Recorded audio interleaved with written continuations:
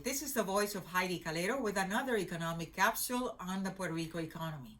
As I said last Thursday, we are covering in this series up to the election day of November the 3rd, different platforms, different economic initiatives, and today we are going to analyze poverty and income inequality. But before that, don't forget, those of you who want to receive new notifications on economic analysis of the Puerto Rico economy, to subscribe to the voice of Heidie Calero in YouTube. Let's analyze then some of the indicators of the problem of the income inequality. There is something called a Gini index, and this Gini index, if it's 1, it's going to say that income inequality is very high. Well, in Puerto Rico, it's above 50. In 2010, it was 0.54, and in 2019, it was 0.55. So our income equality has become more unequal, and Puerto Rico is at the top of the states. That doesn't mean that the states in the mainland are all income inequality below 50. No, there are several states that are close to 50, but Puerto Rico is at the top. Let's look then at 2 other indicators of poverty, percentage of population below poverty. In 2010, we had 45% of the population in Puerto Rico below poverty level. That's less than maybe $15,000, $19,000 a year. And in 2019, it's 43.5%. So not much movement in terms of reducing that poverty level, the percent of population below poverty level. And let's look at this 3rd indicator. It's the Nutrition Assistance Program. What percentage of the families in Puerto Rico receive that Nutrition Assistance Program, which is funded with federal funds thanks to Congress? 2010, 36.7% of families in Puerto Rico received nutritional assistance.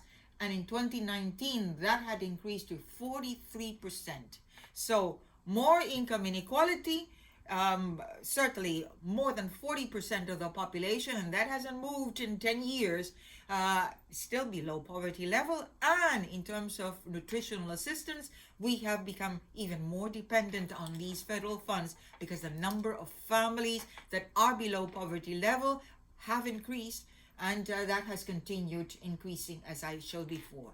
Well, what are the proposals in these platforms of the 3 major political parties? The Popular Democratic Party, the New Progressive Party, which is pro-statehood, and then the Pro-Independence Party, which is pro-independence. The Democratic Party wants to stay in this Commonwealth, which we don't know how long that will, how will it withstand the time challenge.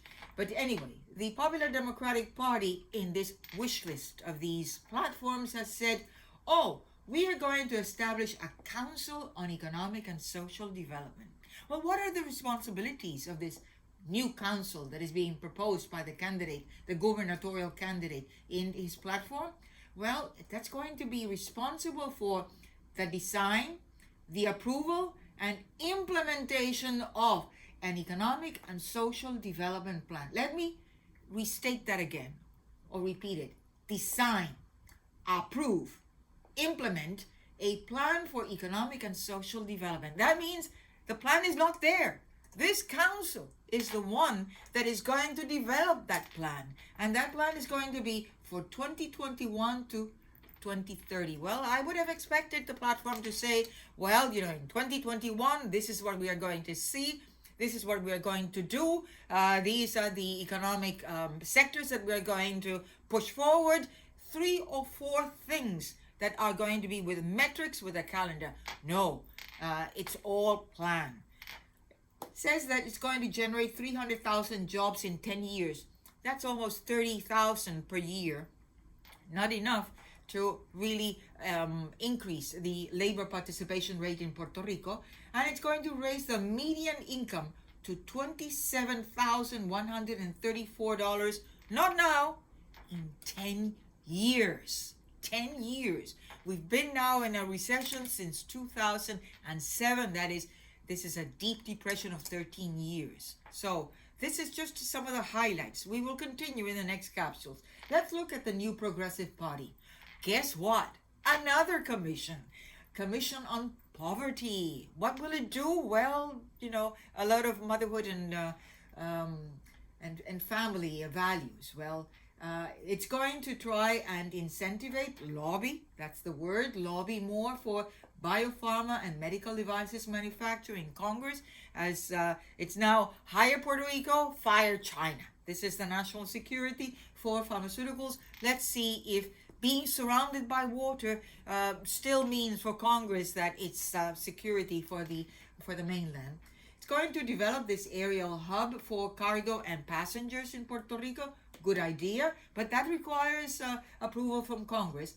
More federal funds. Again, we are in the hands of U.S. Congress, and it's going to raise the salary, or going to push for a raise in salary in agriculture to $7.25 per hour. None of these candidates or none of these political parties have discussed the possibility that there might be an increase in minimum wage to $15 an hour per hour. So let's see what happens. Finally, let's look at the Pro-Independence Party. Guess what? Another company, a new one. Company for the entrepreneurial development, whatever that may be.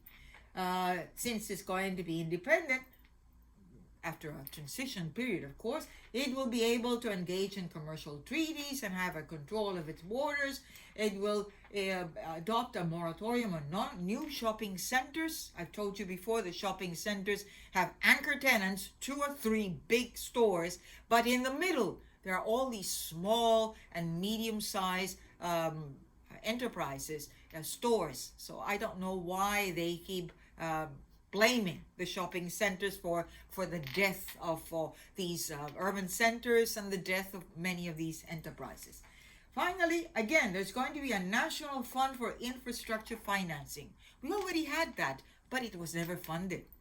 Then we have a master plan. A master plan, that means it doesn't exist. Master plan of incentives. And finally, again, it's revitalize the urban centers.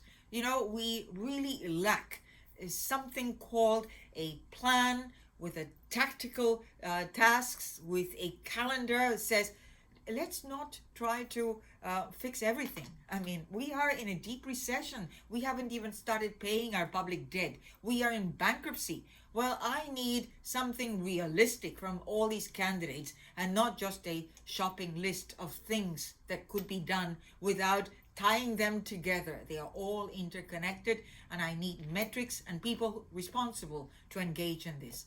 Until the next capsule, I hope you enjoy the debate that these gubernatorial candidates in Puerto Rico are going to have tonight, and also in the States, the presidential candidates. Stay safe. Thank you.